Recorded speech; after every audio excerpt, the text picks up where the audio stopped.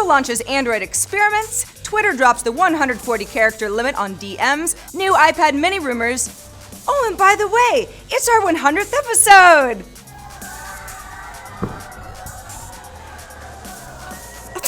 It's Wednesday, August 12th, and this is Crunch Report. Happy 100 episodes, everyone. It's been good to have you. All right, let's move on. What is the deal with car batteries anyway? This is my Seinfeld I'm doing. They die without warning, they leave you stranded, they're heavy, like 40 pounds, they're hard to swap out, and they do nothing for your gas mileage. Oh, and they're bad for the planet. Car batteries are the devil. And a company called Ohm, O-H-M, wants to save the world by making a lighter, smarter drop-in replacement for your existing battery. How much lighter? 6 pounds, a lot lighter. Instead of lead plates, Ohm uses a modern 2-part system, an EDLC supercapacitor capable of enough energy to start your engine, and a set of smaller non-toxic batteries to power up when the engine isn't on. It also has a lifespan of 7 years, which is about twice that of a lead-acid battery, which is 3 to 4 years. Here's a caveat. You can't run your lights or your stereo for as long with your engine if you're the sort of person who just likes to sit in your car without the engine on, but the Ohm is also smart enough to conserve enough power so that you don't end up with a dead battery. The price point is around $200. That's higher than what you'd normally pay for a regular battery, $120 to $180. But the lifespan pretty much makes up for that. Even so, Ohm is focusing on the performance car market first, drivers who will pay a little extra for a better battery that weighs less. It's currently in beta testing, and the company plans to roll out a crowdfunding campaign in the next month or so. Have you ever spent some time over at Google's Chrome experiments page? You actually should. It's full of neat experiments written by the coding community that show you what you can do inside of Chrome. Today, Google launched Android Experiments, the mobile apps version, because showing off apps that use new and cutting-edge technology, aesthetics, and interfaces help developers kind of think outside the box for their own apps. And all of the apps in the Android Experiments gallery are open source, so everyone can see how they were made. The gallery has unique face watches for Android Wear, an experimental drawing tool that uses the accelerometer, even a tool to help you travel to the hyperspace of your own selfie. All of these apps were built using tools like the Android SDK and NDK, Android Wear, the IO board, Cinder, processing, open frameworks, and Unity. Just throwing it all out there for you developers. If you are a developer looking for some Google love, you can submit your app as well. Experiments will also be searchable and available in the Google Play Store.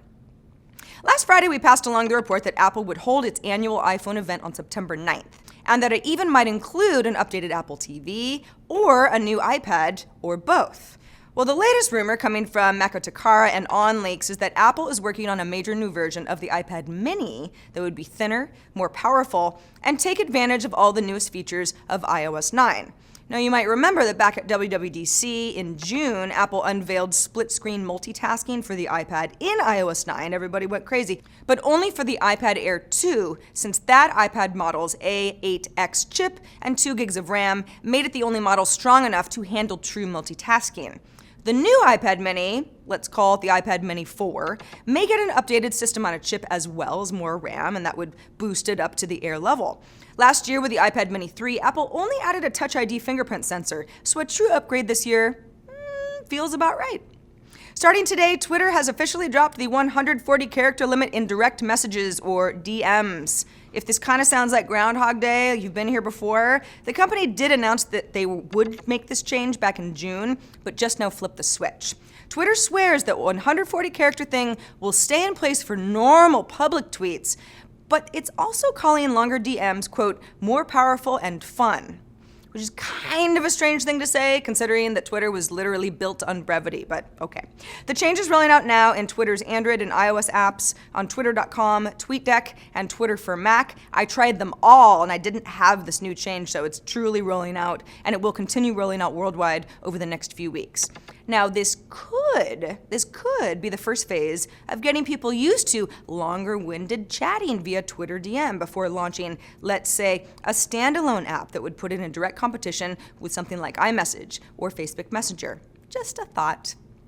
So back to Seinfeld. What's the deal with dating apps? Now, if you read Vanity Fair's latest Tinder profile, which compared the app to psychosexual obesity, dating apps work well. In fact, they work way too well, and they're encouraging bad behavior, and real relationships are suffering. By the way, Tinder took to social media to express frustration about the article, which is usually a bad idea when you're a brand. Meanwhile, bring on the alternatives, such as German startup Spotted, a location-sensitive app that lets users view and message the people that they've crossed paths with.